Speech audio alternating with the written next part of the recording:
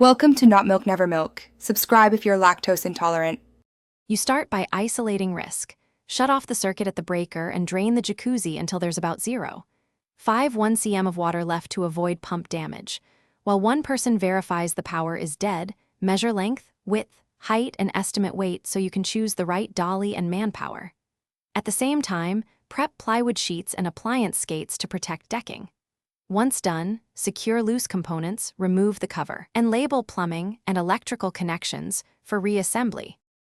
Now you transition to the heavy work. Position plywood ramps and slide appliance skates under the base so weight spreads evenly.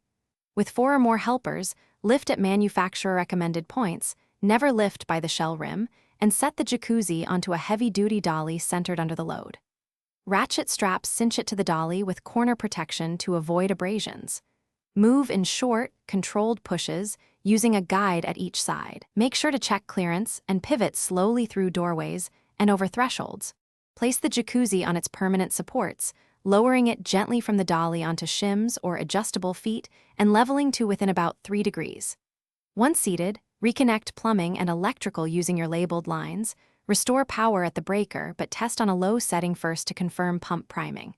If you hear gurgling or see drops, shut power and check hose fittings and unions. A single troubleshooting tip: if the pump hums without suction, reprime and inspect the suction line for trapped air or a kink. Thanks for watching. If this was helpful, leave a like and consider subscribing. See you next time.